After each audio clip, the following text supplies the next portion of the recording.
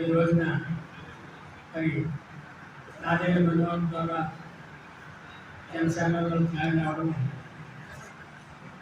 అది రిలీజ్ అవ్వడం కూడా మనం చూస్తాం. దీనికి ముందు కూడా ఆయన తెలుగుదేశం పార్టీ అధ్యక్షుడు ఎమ్మెల్యేలని టౌన్లో కలవడం, తరిమిలా అక్కడ నేను జనసేనకు జాయిన్ అవుతాను రామకృష్ణ ద్వారా అనడం, ఇవన్నీ కూడా తెలిసిన తర్వాత ముందు కూడా తప్పుడు పని చేయని బాబు నేను పెట్టుకున్నంతకాలం, నా బంధువుల ఫ్రెండ్ ఉన్నంతకాలం రెండో పార్టీకి మీరు వెళ్ళడం కానీ మీ ఇతరులంతా వెళ్ళిపోవడం కానీ మంచిది కాదని శుక్రవారం నాడు మా ఆవిడ అన్నది. ఈరోజు మాట్లాడతారు. శుక్రవారం నాడు ఆయన ఇంటికి వెళ్ళి ఎట్టి పరిస్థితుల్లో పార్టీ మాకు నేను పెట్టుకున్నంత వరకు కలిసి పెట్టుకొని ఉండాలో వైఎస్ఆర్ పార్టీ ఉండాలని చెప్పాను. కానీ నా మాటకి లెక్క చేయకుండా నాకు అర్జెంట్ పని ఉందని చెప్పి ఆ రోజునే టౌన్లో తెలుగుదేశం ఎమ్మెల్యేలు కళా శ్రీనివాస్ కావడం జరిగింది. ధర్మిలా కూడా నేను ఆయనతో మాట్లాడడం జరిగింది. నేను ఎక్కడికి వెళ్ళిపోను, నేను ఓటింగ్లో పాల్గొను, నేను ఎవరికి కూడా ఏ పార్టీకి సపోర్ట్ చేయను, ఇంట్లో ఉండిపోతాను అని చెప్పిన వ్యక్తి. అలాంటి సందర్భంలో కొడుకు కదా నిజమే చెప్తుండని నమ్మి మరి అది సజ్జల రామకృష్ణ రెడ్డి గారికి అడిగారు. నాగిరెడ్డి గారు అప్పటికప్పుడు తీసుకుని నిర్ణయాలని మేము అనుకోవట్లేదు, ముందుగానే ఏదో ప్లాన్ చేసుకున్నట్టున్నాడు, మీ నోట్స్లో లేకపోవచ్చు కానీ అన్నాడు. సార్ అన్నబెట్టలే నమ్ముకుంటా ఉండలేను కదా, నేను అడిగాను ఎక్కడికి వెళ్ళి ఇంట్లోనే ఉంటానన్నాడు.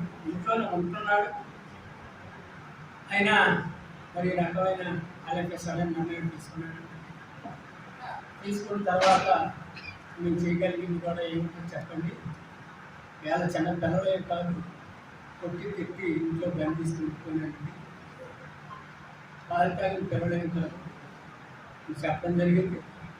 మా ప్రయత్నాలను లాస్ట్ వీక్లో చేస్తామని చెప్పి నిన్నటి వరకు ప్రెస్ మీట్ పెట్టాలని చాలామంది పెద్దలు, వైస్ ఛాన్సలర్ లాంటి రిటైర్ అయిన ప్రొఫెసర్ లాంటి చెప్పినప్పటికీ, మా క్యాడర్ చెప్పినప్పటికీ చూద్దాం లాస్ట్ మీట్ వరకు నేను ఎలా అన్నాడు కదా, ప్రెస్ మీట్ పెడితే నేను వెళ్ళకపోతే ప్రెస్ మీట్ పెట్టి మా నాన్న మాట్లాడాడు, అందుకే నేను వెళ్ళిపోయానని నా అపవాదం వేస్తాడేమని నేను దాకా ఓపిక ఉన్నాను.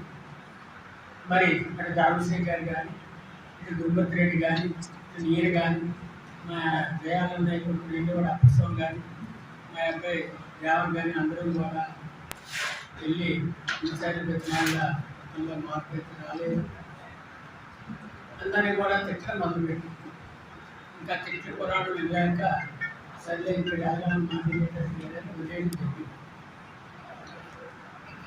ఇప్పుడు పరిస్థితి ఏంటంటే జగన్మోహన్ రెడ్డి గారు మా కుటుంబానికి చేసిన సేవకి, అంటే ఇచ్చిన గౌరవానికి, మాకు ఇచ్చిన అవకాశానికి మేము ఆయనకు రుణపడి ఉన్నాం. కానీ వేళ మేము జగన్ గారి మొహం చూడలేక నేను డైరెక్ట్ వెళ్ళలేని పరిస్థితి నా కొడుకు వల్ల జరగడం నాకు చాలా విచారకరము, దురదృష్టకరమని కూడా చెప్తున్నారు. చాలామంది వెళ్ళిపోతున్నారు కదా ఉన్నారు, అందరూ వైఎస్ఆర్ పార్టీ కార్పొరేట్లు వెళ్ళిపోయింది, నువ్వు వెళ్ళకూడదు. ఎంతమంది వెళ్ళిపోయారా, ఎంతమంది ఉన్నారో నాకు అనవసరం. నా కొడుకు నువ్వు వెళ్ళకూడదని ఇల్లు చెప్పినప్పటికీ వినిపించుకోలేదు.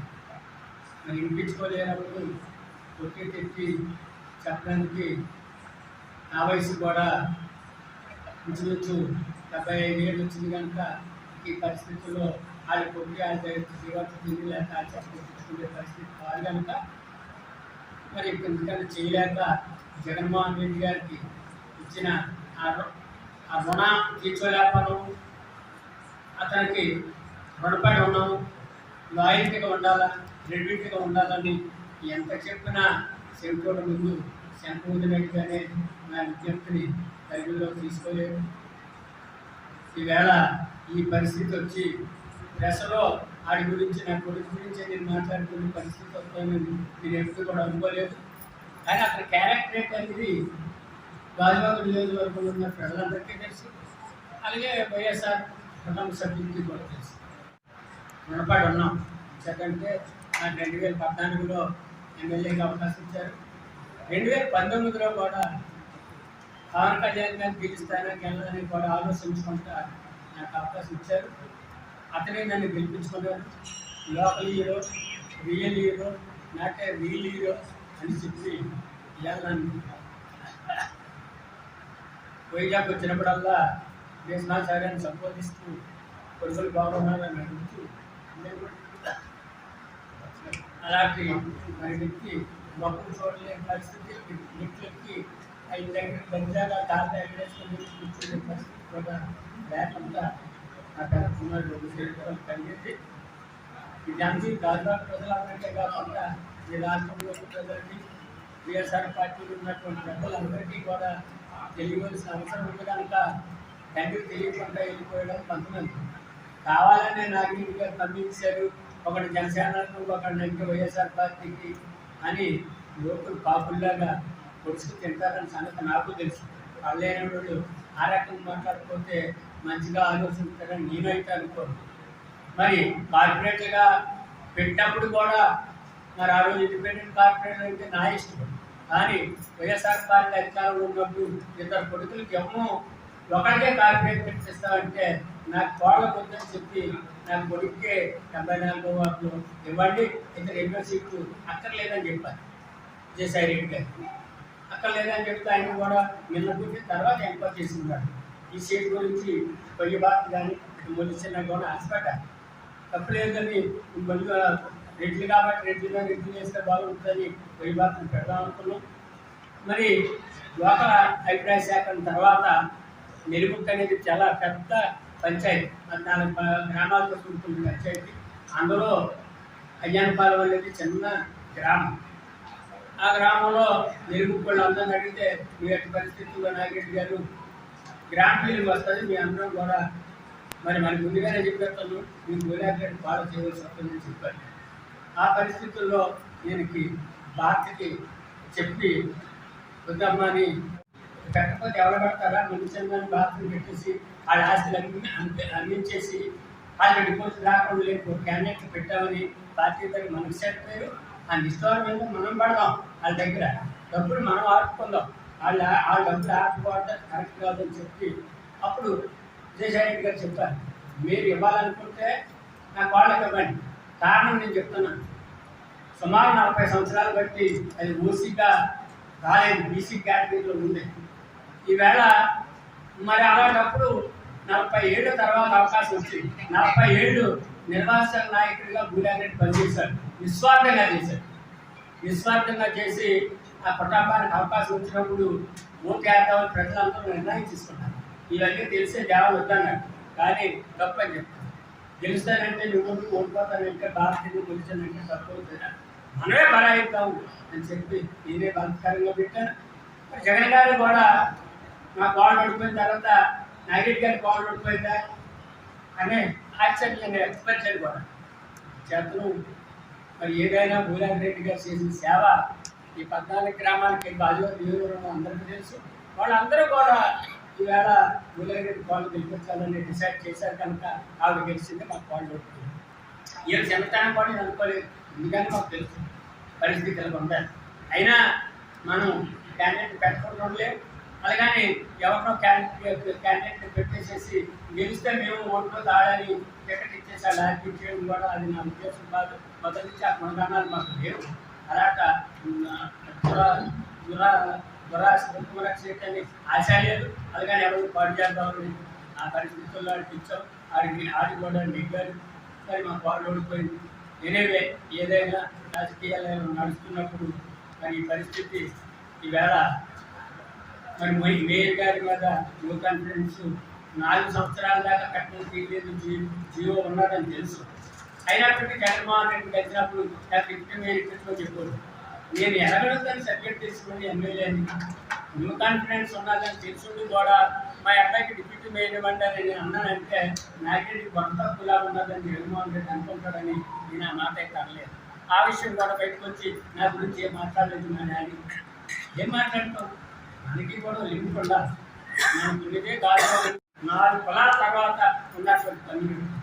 ఇక మెల్లిగా నేనే మళ్ళీ కార్పొరేటర్గా నాకు కొడుకు మళ్ళీ డిప్యూటీ మేయర్ మాకే ఇవ్వమని అడిగితే నేను జగన్మోహన్ రెడ్డి దగ్గర చిన్నపుచ్చుకోవాల్సి వస్తుందని నేనైతే మాట్లాడలేదు. అది కూడా మనసులో పెట్టుకున్నాను. ఇలాంటి పరిస్థితులు వస్తాయనే కదా విజయసాయి రెడ్డి గారు అయితే అన్నారు. నాగరెడ్డి అన్నా నీకు చెప్తున్నాను, ఈ ఇద్దరు కొడుకులు రాజకీయంలో తీసుకొచ్చావు, ఇద్దరికి వల్ల నీకు అన్యాయం వస్తుంది, నువ్వు ఇప్పుడే తీర్చుకోను సార్. మేము కుటుంబ సభ్యులందరూ మాట్లాడుకున్నాం. నా తర్వాత కష్టపడి పనిచేస్తున్న దేవునికి నెక్స్ట్ నా తర్వాత అవకాశం ఇవ్వాలని కూడా నేను చెప్పాను. అది జగన్మోహన్ రెడ్డి గారి కూడా చెప్పాను, మీకు కూడా చెప్తున్నాను.